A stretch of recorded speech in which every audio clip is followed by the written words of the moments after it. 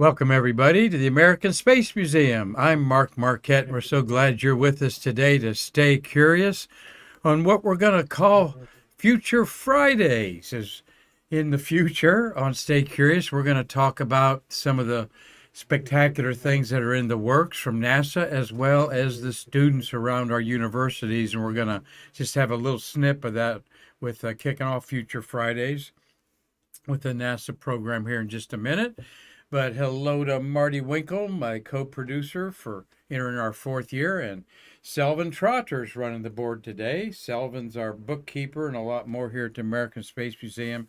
Thank you, Selvin, for wanting to stay curious with Marty and I here, and then that'll give Marty a break once in a while. So we are looking at a behind us here. This green screen is that's Pinky and Ox. Okay, and they're doing the first repair of a satellite in the cargo bay of the space shuttle, and that was 39 years ago this week on a monumental, one of the greatest missions, I think, in the early shuttle years, STS-41C, that not only did these spectacular spacewalks with Pinky and Ox, you'll hear their real names here in a minute, but they took some honeybees up there with them and released the long duration exposure facility that really stayed up there about 4 times longer than they wanted to because of the Challenger accident, and laid a bedrock for the materials we use in space. So let's kick it off today, Marty and Selvin, with our good friends from gohistorytravel.org. We want you to visit them. There are some very unique blogs there from our new friends Rama and Mora, and they have gave us a nice donation for some equipment for Stay Curious, and they get us and we get them. So go historytravel.org, and you're going to see some, just not around the country, but all over the world, presidential sites, artist sites like you see there. There's Lincoln, there's Van Gogh, and a shuttle. So you get the idea of what this Go History Travel Org is about, and they do a great job with it. So we also want to thank the Hyatt Place for sponsoring our Shuttle Fest a week from Saturday. Your place to stay, right? Just 9 miles, just less than 5 miles from Kennedy Visitors Complex, right on the entrance to the place. Robert and Dana take good care of us, and this has become our home away from home, as we're going to have Shuttle Fest 2 at this wonderful Hyatt Place. You just hit that QR code and you can register for $5 off the $20 entry fee, and $20 at the door. We are going to feature the Base to Space, the Mobile Launch Platform 2. Mike Cotton and his is about the 100th documentary Mike's been involved in and passionate about this project when they dismantled one of the platforms that was famously the base to space for Saturn V rocket, moon rockets, and lots of shuttles. So we're going to feature that at 1:15. We've got a panel in the morning of these all-stars. Nick Thomas of Kennedy Visitors Complex. He's Delaware North's lead educator. And John Zarella, a CNN reporter.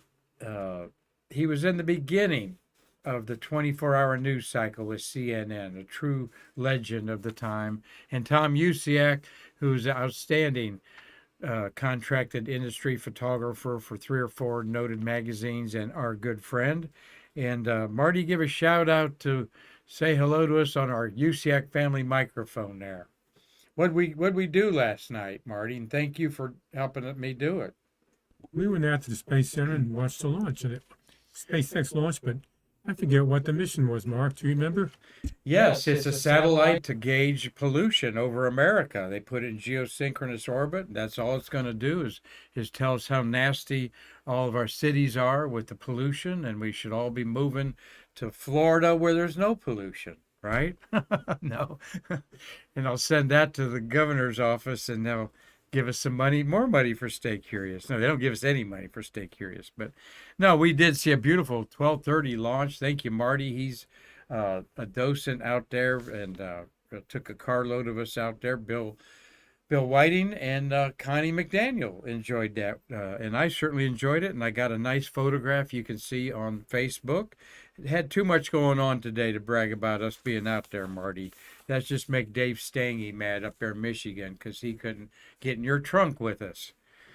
Uh, well, another panel that we've not broadcast are these three outstanding artists.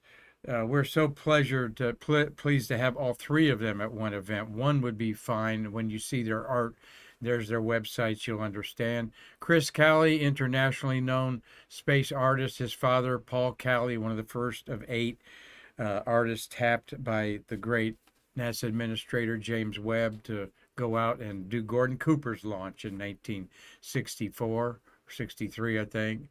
And Ron Woods was a suit tech. He suited up Buzz, Neil, and Mike Collins on their moon launch of Apollo 11 in 1969. Hardly believe you're that old, Ron, looking at you. But his stuff is amazing. I want to mention Chris has done over 40 U.S. postage stamps, okay? Well connected. Ron Woods does a lot of commissions for people. He likes just taking a space helmet or a glove from the Apollo era and just makes it his own. It's beautiful. And Doug Forrest, who loves pencil drawing, he probably drew on the walls when he was a kid and with crayons. Hi, Doug. I know you're watching in Los Angeles on your lunch break there. Thank you for being part of our artist panel, and you're going to love his artwork. And we're going to feature all that next week on Stay Curious.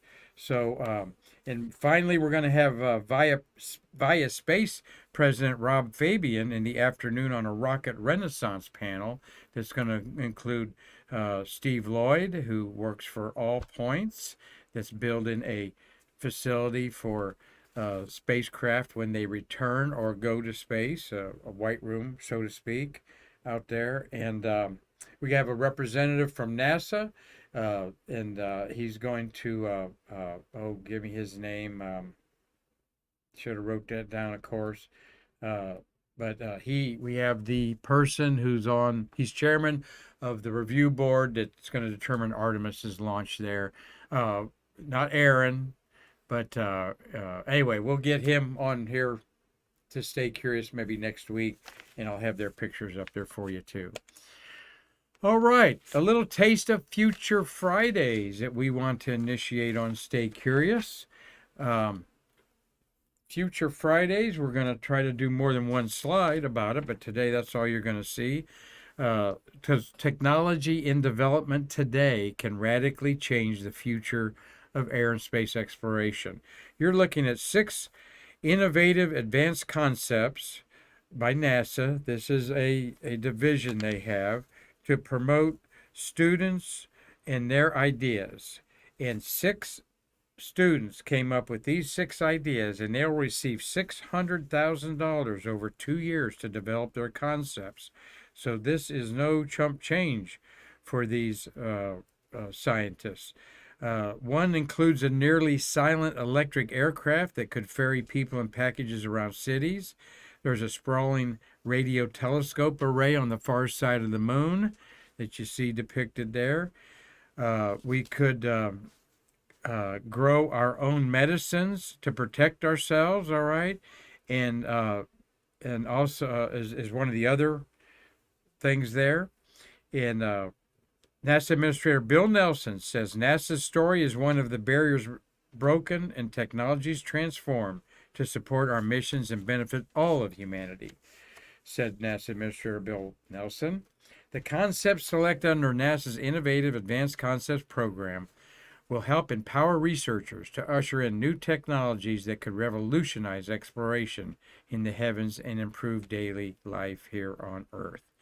So they're working on other concepts on the phase 2 of this and developing with universities and their brilliant students concepts that are going to revolutionize our world.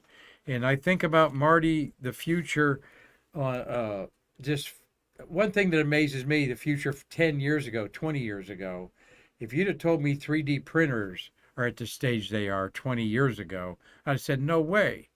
And now we can 3D print a house, for gosh sakes, okay, if you want.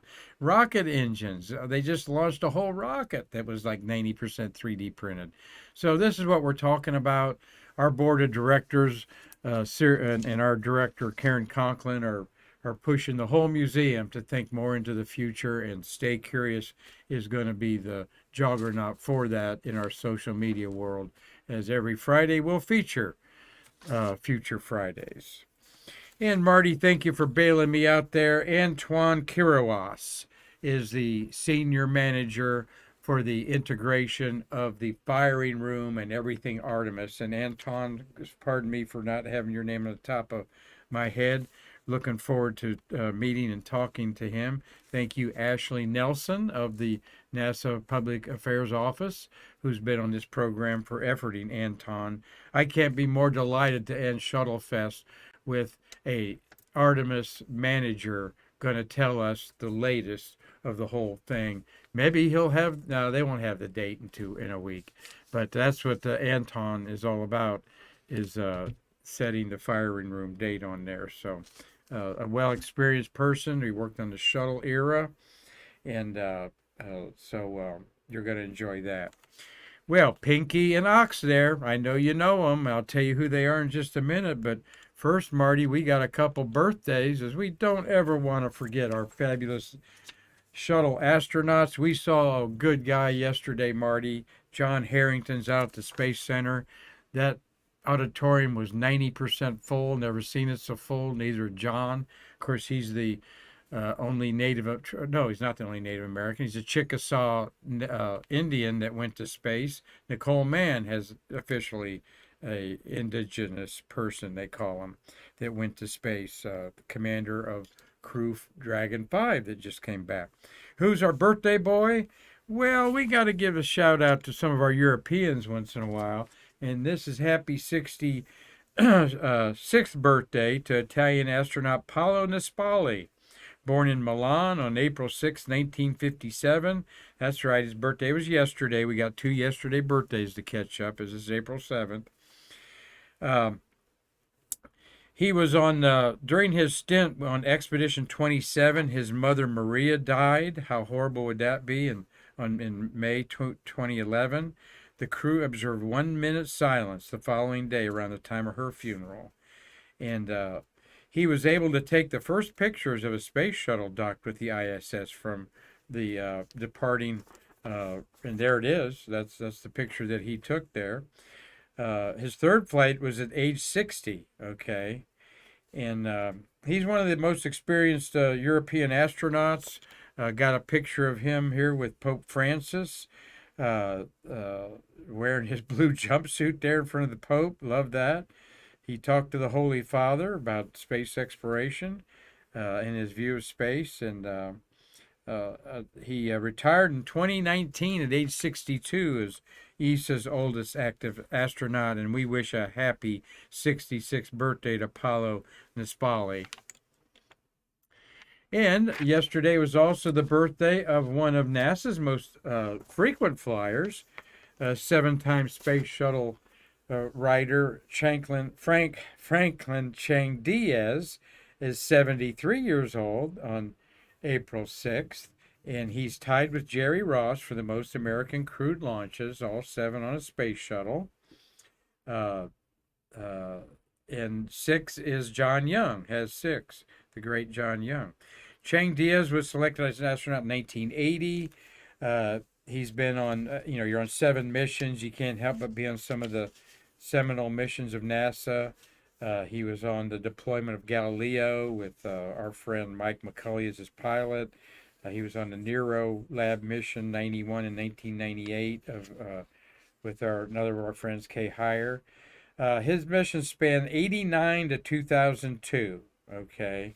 So he stayed an active astronaut there for 3 decades. Retired from NASA in 2005. Chang Diaz has the president of Ad Astra Rocket Company. All right, he's trying to get to space with a private company. I lost track of where Ad Astra is at these stage, but Certainly, 73. He's very active, Marty, and I would love to see him out at the Space Center. And Nick Thomas, our good friend, announcing him. He was born in San Jose, Costa Rica, to a Spanish mother and a Chinese father, thus the name Chang Diaz. So, Franklin, best to you, and have many more birthdays ahead there. I got another picture of him there in space that I didn't show you there. So, okay, we go into that. Now let's get into the shuttles of April. Look at all those beautiful patches of April Shuttle. So I'm never going to run out of anything to talk about in April, Marty. And he's probably saying I never run out of anything to talk about anyway. But that's why I am a salesman and selling this museum. Look at those beautiful missions in the middle. You got the STS-1 that started it all on April 12th, 1981. That's why our Shuttle Fest will always be around that weekend date. And then we have the first flight of Discovery is in there. Which one's that? March 6, yeah, STS-6, first flight of Discovery. And then a bunch of interesting missions in there. STS-31 on the bottom. We'll be celebrating the end of the month, the 33rd launch anniversary of the Hubble telescope. Designed to work for maybe 15 years. It has far exceeded its expectations. And you can't believe how astronauts or just astronomers, are over the moon that we have the Webb telescope operating at the same time as the Hubble, because they can combine, do a lot of great things. So we're going to have Mikey Haddad on to talk about the reflight of STS-83 that was up for 3 days and had a fuel cell problem. They brought it back, and then 3 months later, the only time NASA ever launched the same crew and the same payload. Mikey Haddad will be here to talk about that. And next Wednesday, we've got the one and only Terry White, and his handlebar mustache will be here. And I haven't I talked to Terry the other day. We hadn't singled out what he wants to focus on. But he, of course, was the shuttle garage manager, we call him, of those orbital processing facilities, the OPFs. All right, but what we're going to, there's a couple close-ups there. Comment, Marty? Yeah, maybe I missed something, Mark, but Tom Usak just sent a comment. Said STS-6 first flight of Challenger. Did you say something different? Is it the first that he said it is? Yeah. Good. Thank you. I was guessing it was without my notes. Yeah. We have 2 maiden flights in April, Columbia and Challenger. And thank you, Tom. And Tom Usiak will be on that panel. And this is our week to get haircuts, Tom. Like he needs one. And I do, though. On this date in history, on the 7th, we had STS-6 in space. We had STS-83 in space. Okay. We had STS-37 orbiting the Earth and STS-131 all orbiting the Earth on this date in history. And then we add to that 41C. All right. And actually, so we have at this moment a 12, 17, 19, 23 astronauts are listed on these patches as I go backwards that can say they were orbiting the Earth on April 7th in space history. How cool is that? And some great missions there, but we're going to focus on this one. Before we do that, it was also on April 6th, 1972, 51 years ago, that the Nixon administration opened up bids for the space transportation system that would haul satellites to orbit and cargo to space stations like a truck, promised to eventually replace unmanned Delta, Atlas, and Titan rockets. In fact, they were so arrogant that NASA said you can forget your single-stick rockets. Everybody's going to want to fly on one of our space shuttles. And the 30-year legacy of this incredible, incredible space plane was born. Following the usual charade of competitive bidding, NASA picked the same prime contractors for the X-15 and Apollo, North American Rockwell, who could be trusted to build precisely the orbiter that NASA had in mind. The Rocketdyne division of Rockwell would be making the main engines. Thiokol was selected on political grounds for the solid rocket boosters. Martin Marietta would build the external tank, but at the government Saturn 1C facility in Michoud, Louisiana. The government contracts for STS-7 were announced by the Nixon administration in mid-April in 1972, while the Apollo 16 moonwalkers, John Young and Charlie Duke, were on the lunar surface. And that would have been April 20th. They told them, hey, NASA just put out the bids, and John Young famously said, that's great, America needs that shuttle. Little did he know that 9 years later, he would be dusting that moon dust off of him and getting on Columbia and riding the first shuttle to space with Bob Crippen on April 12, 1982. We're going to look at some of the concepts here that I like looking at. Marty, I wish that would have been parked outside the VAB last night. That'd have been cool, huh? Yeah. And we wanted the original concept was to have two space planes. One would be the ferry ship that could maybe go suborbital, but then it would return. Look at the engines on the back of it, and take the space plane up to be the space truck. And of course, safely land. All right, there's a concept that has a kind of a different. Look at how the wings, Marty, on the side are deployed out. You see they've got a device there to pull them out there. All kinds of ideas come off the drafting boards. There's another one. Again, we wanted a space plane. We have a replica of this here in our museum, several of them, where you see the Sanger, a rocket scientist named Sanger was one that developed some of these concepts. And look at these three concepts there. Almost a dozen engines on the ferry ship that could also deploy things to space. And then you have the other one, maybe going to the 2001 Space Odyssey spaceship wheel that we thought we would have up there. And coming in for a landing, every artist given a little bit of a different spin to theirs, but they always had a lot of engines on the back. And the idea was that the planes could fly on their own and then be ferried up to space. So, well, hope you enjoyed that blast of the past 51 years ago, when Congress was taking on April 6th government bids on the space shuttle. Well, this is the crew of the 11th mission of America's Space Transportation System, the 5th of Orbiter Challenger, and it was a daring one that echoed a desire earlier to create a space truck that could deploy, retrieve, and fix in orbit the satellites for paying customers. Here's the astronauts, Bob Crippen on his third space flight, and then all of them were rookies. Cripp is going up there with 4 rookies. Boy, I wonder, what kind of pep talk he gave him. Of course, on the far right is the great Dick Scobie, who this was his first flight as a pilot, and then he lost his life in the Challenger accident a year and a half later as the commander.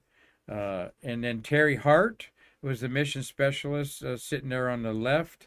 He was one and done. James Van Hoften, this was his first flight, and George Nelson, Pinky Nelson. James Van Hoften was nicknamed Ox in the middle with the mustache, and George Pinky Nelson, they were the 2 spacewalkers, all right? This was the 13th shuttle that was in the queue to go up to space, all right? And it become STS-41C when the government GAO, Government Accounting Office, wanted a different system to track the shuttle's expenses from fiscal year October to when it ended September 30th. So how messed up is that? 41C means 4 is the 1984 fiscal year.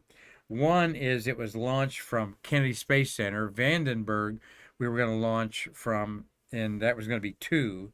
So 42 would have been the fiscal year 84 and launched from Vandenberg, which we never did. And C would be A, B, C, D type of thing in the queue. So STS-40, and they did that for I think 13 or 14 missions, and from STS-9 to STS, then finally went back to it STS-26, and 25, of course, was Challenger. This was the 5th mission of Challenger. It was going to capture and repair the Solar Max satellite and deploy the long duration satellite found there. And then the landing took place on April 13th at Edwards Air Force Base. So STS-13 landed on the 13th. Marty, may I just interject with you about the number 13 in your work as a contractor in Grumman and the shuttle. Did you ever have any aversion to it? I never did. I mean, NASA did, I think. There's a lot of talk, but nothing really changed. We still kept 13, although on shuttle, obviously, we didn't use the 13. Of course, Apollo 13 was launched on the 13th at like 1,300 hours, some crazy stuff like that. By the way, Columbia that we lost was the 113th shuttle launched. STS-107 was its call sign. But let's get into this wonderful, happy mission. Because of the Columbia accident, this LDF stayed out there, and it had all kinds of polymers, paints, materials, probably even had a block of wood up there, Marty, to see how it would react to long duration space. And because it was supposed to be up there about a year and a half, it was up there almost 5 years. I think they got a lot of data out of there that they didn't think they would get. So on the second day they deployed that, all right, and then they went on to the third day. They got to the Stricken Solar Max telescope. Kripp is, of course, commander, piloting it. Astronauts Nelson and von Hoften, wearing spacesuits, got in the payload bay, and then Pinky Nelson, using the manned maneuvering unit, flew out to the satellite. They also had aboard this LDF, as I got ahead of myself, the seeds, all right? They had packs of seeds of trees and tomatoes on there. And that's a treasured item to the space geeks that love collecting stuff. And there's some of that out there. And in fact, Gary,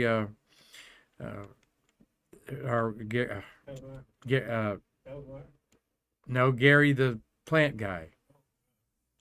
Gary Studi was talking about that on his show. There is Pinky on a risky, no tether, no wire connecting him. He goes out there on what was the manned maneuvering unit, flew out to the satellite and grabbed it with a special tool. Well, attempts to grab it failed, and it began tumbling as Pinky would hit it, and it got tumbling off its axis, and Crippen had to perform multiple maneuvers to keep Nelson and the Solar Max close to him, and he nearly ran out of fuel.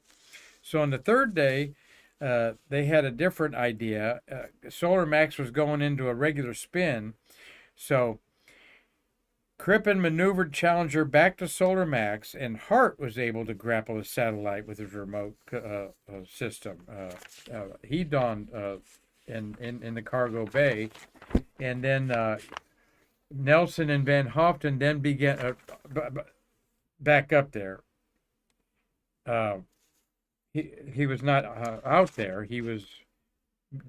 Hart was able to grapple the satellite with the remote manipulator arm, and they placed Solar Max in a special bay to anchor it, and that's where they fixed it in the picture shown here. All right, so the manned maneuvering unit effort actually failed to bring it in, and they were going to abandon it, and they talked to Houston, and Crippen said, I think I can get close enough to it, we can grab it with the arm, which is what they should have done anyway, instead of risk Pinky's life out there.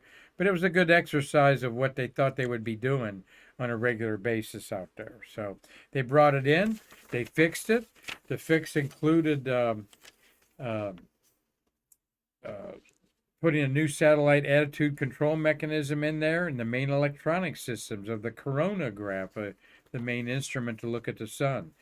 It took 2 spacewalks. Solar Max was deployed into orbit the next day, and after a 30-day checkout, it resumed full operation and operated for almost a full decade before its fuel and everything ran out. So, Solar Maximum Repair Mission, one of the real success stories of the early days of the shuttle. We thought we would be doing this a lot, okay? We didn't. The man maneuvering units that Pinky Nelson used and Van Hoften then later were actually found to be too complicated to maintain and so forth. And after the Challenger accident, the MMUs were retired to museums because the Challenger accident changed the goals that this was going to be a space truck. They used it one more time, the MMU 51A. Joe Allen and Dale Gardner flew them to capture 2 communication satellites in November 1984. So this was April 84, and then November 84 they used another mission. I should consult the scroll here, Marty. Was that 51A, our shuttle scroll? There were 2 missions in between that. So we flew 41C in April, 41D in August, 41G in October, and then 51A in November. So that 84 was and 85 quite busy, the early third of our shuttle's ambitious decade when we thought that it would be making money for us. NASA never misses an opportunity, the astronauts, to make a patch or play a gag or something. Crip, Dick, TJ, Ox, and Pinky were honored with a patch when they landed at Edwards Air Force Base on April 13th, what would have been the truly STS-13. So, love that patch. I've never seen that, Marty. I'm sure that's worth maybe $100 or more. So, well, we thank everybody for watching Stay Curious today. A week from Saturday, we'll be doing our Shuttle Fest, and we will be broadcasting that live stream. We know that Mark Usiak will be watching his big brother Tom here, Tom Celentano. We hope that you're watching. Today we enjoyed Deborah Johnson, Cynthia Rossi, Gary Gerald, Dave Stange, Howard Pepper, and Christopher Mick warming up in Wisconsin. I hope for you there, Christopher. And also watching today, we hope that we talked about them in the right way, Mr. Chris Calley and Mr. Doug Forrest. We value your friendship here at the museum, and they are 2 very, very talented artists that don't take themselves so seriously. And I think their art gets more repute because of that. So one last shout out today to everybody. It's the weekend. It's getting into the Easter holiday. Happy Easter to everybody. And I just wanted to remind you our Stott-ism of the day from Earthling astronaut and artist Nicole Stott. Live like a crew, not like passengers, okay? Don't honk that horn. Don't butt in line. Don't be rude, all right? We are all human beings on this planet, and the only border that should matter is that thin white line. And this is what Nicole Stott carries with her wherever she goes, and we love it, and we want to instill it in you. So I'm living like a crew, Marty. Though it was great to be your passenger last night at the launch. Appreciate you asking me to go out there with it and with you. And do we have anything else to clean up, Selvin, on our Streamlabs broadcast? Well, thank you for a great job, guys. Hope you all have a good weekend. We're open on Saturdays, closed on Sundays, so if you're in the area, come on in. Until tomorrow, I'm Mark Marquette saying I can't wait to see you again to bridge the space between us.